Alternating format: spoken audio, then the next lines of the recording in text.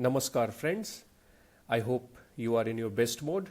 If not, then keep pushing yourself for it and trust the forces will take you there soon. In this video, let us take 10 more questions and learn a little more about India's governance. As always, for reference, do keep your copy of the Constitution of India handy or the app on your mobile phone. Pause the video after every question, mark your answer and only then proceed to listen. If you wish to check the channel out for all these questions at one place as a PDF, please see the link in the description of this video. So the first question we have here, which of the following statements is or are correct regarding a bill to amend the Constitution of India? First statement says such a bill can be introduced only in Lok Sabha. I'm sure you have read earlier Article 368, if not read that again. There is no such provision required that it can be introduced only in Lok Sabha. It can be introduced in any of the houses, that is Lok Sabha or Rajya Sabha. So this is incorrect. Then if such an amendment seeks to make changes in the federal character of the Constitution, the amendment also requires to be ratified by the legislature of all the states of India. Now, if you read carefully, it is very clearly mentioned there that in such kind of changes, the ratification is required only by at least half of the state legislatures, not all. So this is also an incorrect statement. So both these statements are wrong. Next question we have is which of the following are included in the original jurisdiction of the Supreme Court of India. Original jurisdiction means where the case can be filed directly in the Supreme Court. A dispute between the Government of India and or more states, yes, this is correct. Actually, all this is referred in Article 131 of the Constitution, where the idea is very simple, that if you have cases where there is Government of India on one side and on the other side you have one or more of the states, then such cases can go to Supreme Court. Or when you have Government of India on one side along with one or more states on one side, and on the other side you have again one or more states.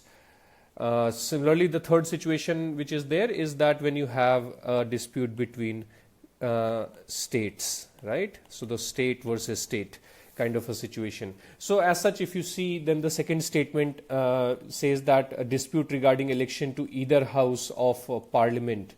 From the Representation of People's Act, we know that such cases the jurisdiction lies with the High Court of the concerned constituency. So second is actually wrong. Then a dispute between the Government of India and a Union Territory, no, it will not be going to the Supreme Court. It will go to the concerned High Court, wherever the relevant Union Territory is. So this is also wrong. And then fourth says a dispute between two or more states. That's one of the situations here. So the fourth one and the first one, these two are the correct options for us here. Not many of you got it correct. Please be very careful and please understand it carefully, that the original jurisdiction lies in only these kind of situations. So the next question we have, writs for the enforcement of the fundamental rights can be issued by.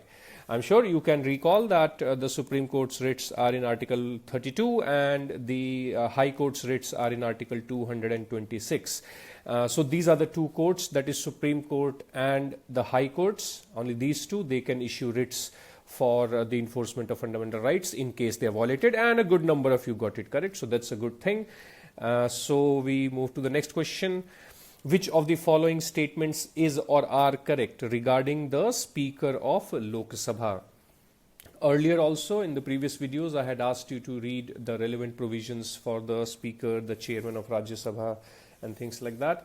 So Speaker may not be a member of the House at the time of his or her election as the Speaker, but she shall become the member within 6 months. No, this is not correct, because the Speaker must be a member of the House. If you read very carefully Article 93, it says that the House shall choose among the members, one as a speaker and the other as the deputy speaker. So the person must be a member already. Then speaker may be removed by a resolution passed by both houses of parliament by a majority of all the then members of the of the houses.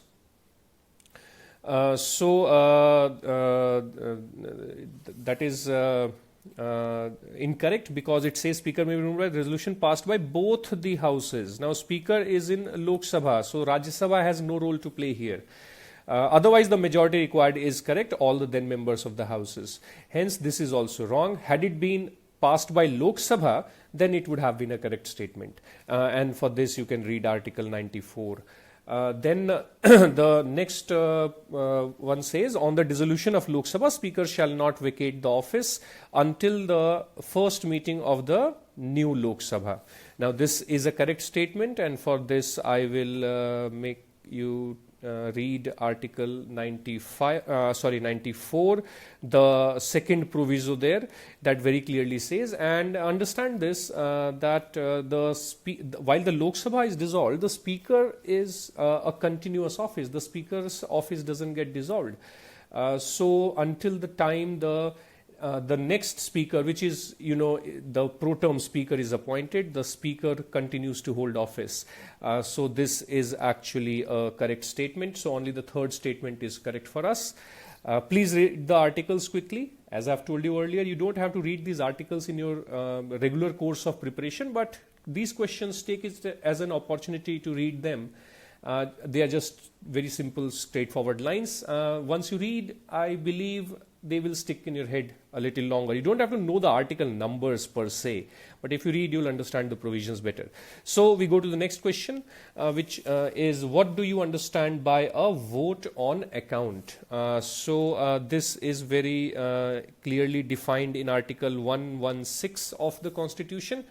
This is not something that is now used every year, since the budget session has been preponed. Earlier, budget used to be presented invariably on the last working day of February, and the Appropriation Act used to be assented by the President of India somewhere in May or June. So for April and May, because the financial year begins on 1st of April, so April and May, that is 2 months, 1/6 of the last year's appropriation used to be, approved through the vote on account procedure. But now, like this year, 2020, the budget is getting presented in the last week of January or the first week of February, which gives sufficient time to complete the procedure. So no vote on account was passed in 2020. However, 2019, which was the election year, vote on account was required as part of the interim budget needs. Right. So from that basic understanding, and if you go through Article 116, you'll see that it is actually a kind of an advance to meet the expenditure until the procedure is completed for the Appropriation Act. So your correct answer should be C here, but less than half of you got it right. This is a very straightforward question, that what does it mean? So please read through.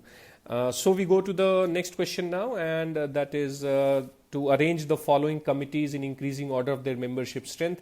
Now this is something which I remember twice also in the earlier discussions we have come across, the same 3 committees. So Public Accounts Committee, I'm sure you know that the Public Accounts Committee has 22 members, 15 plus 7.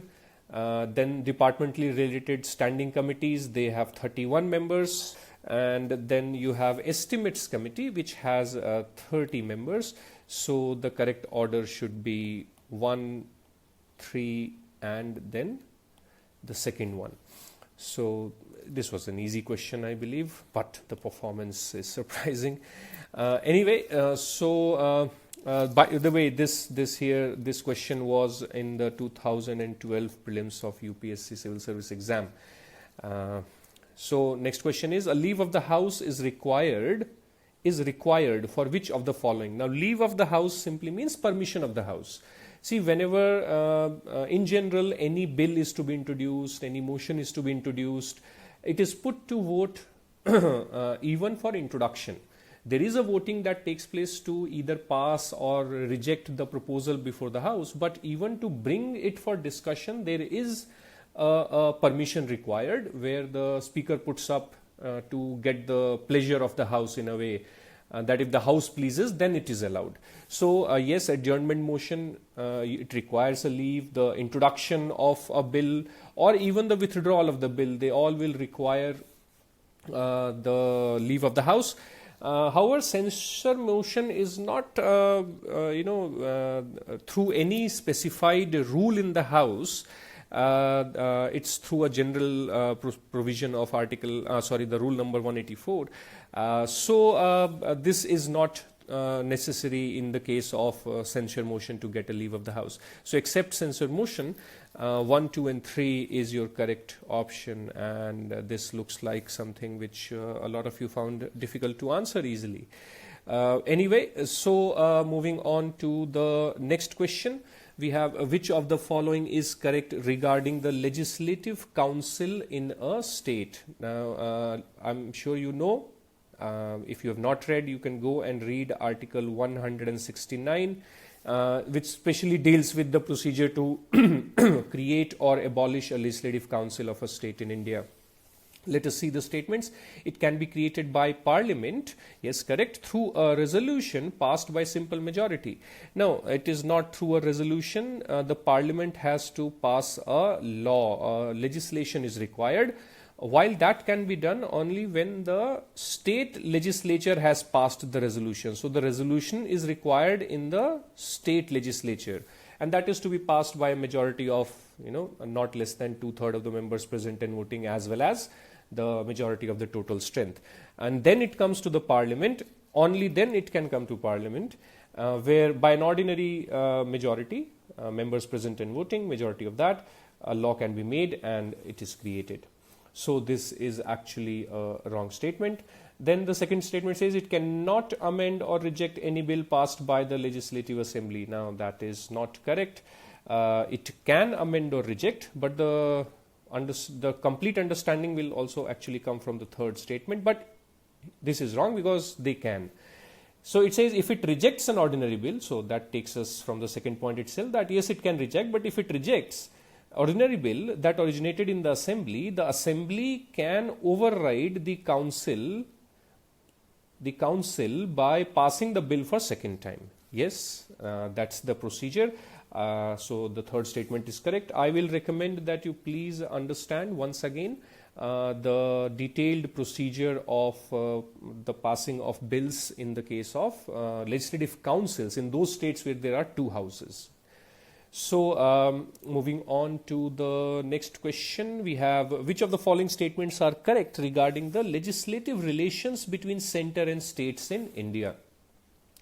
So all these actually can be answered just from the knowledge of Article 246, which you may know otherwise. You may not know the article, but it is good, as I always recommend it to you. Just pause the video here, take about 30 seconds to go through Article 246. All this will become very clear. In case of overlap between the union list and the state list, the union list shall have predominance. That is correct. Union list is the top priority. So it's like this, that the union list and then the concurrent list and then the state list. So in case second statement says that in case of overlap between the union list and the concurrent list, the union list shall prevail. That is absolutely correct. And then it says in the third, in case of overlap between the state list and the concurrent list, the state list shall prevail. No, this is wrong because the concurrent list shall prevail. Right? So this third statement is actually wrong. So only the first two statements are correct, and not bad. 3/4 of the respondents on the channel actually got it correct. So we go to the next question, which is the last question for this video here, and that is which of the following statements are correct regarding the powers of the Gram Sabha under the Panchayat's extension to Scheduled Areas Act 1996, that is PESA. In one of the previous videos, I remember I had asked you to download the PESA provisions, the act itself, which is roughly 4 pages, and go through that, because UPSC loves to ask questions from PESA much more than even the questions directly on panchayats or urban local bodies. So let's see, they shall approve of all the plans and programs for the development of the village. Yes, that is correct. That's one of their major roles. And they shall also identify the beneficiaries under poverty alleviation programs. Yes, that is also correct. And third one says they have power to enforce prohibition or to regulate the sale and use of arms in the village. Now this is something that I just cooked up. There is no specific provisions like that in PESA, though some states may even provide this kind of provisions through a separate act.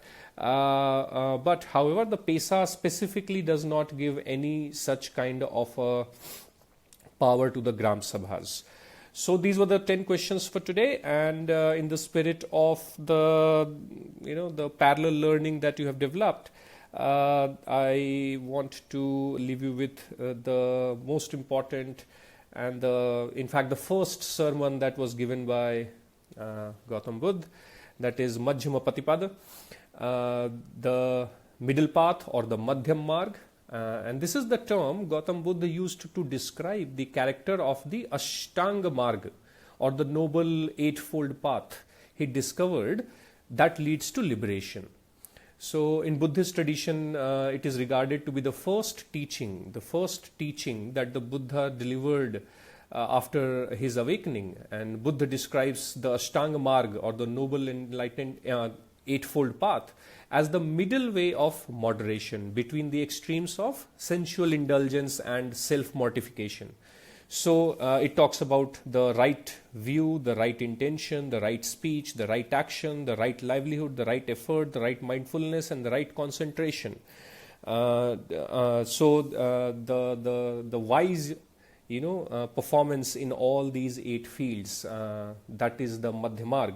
Though being human, it is not easy, it is difficult. Each of these 8 areas are very difficult. For example, right speech, including myself, all of us say things which sometimes are hurtful to others, but as long as we realize that and we make efforts to improve, we all are on the way to liberation, or perhaps happiness in simple words. So I'll leave you with that. You can read more on this yourself. So I'll see you in the next video with 10 more questions. Till then, study well. Thank you very much.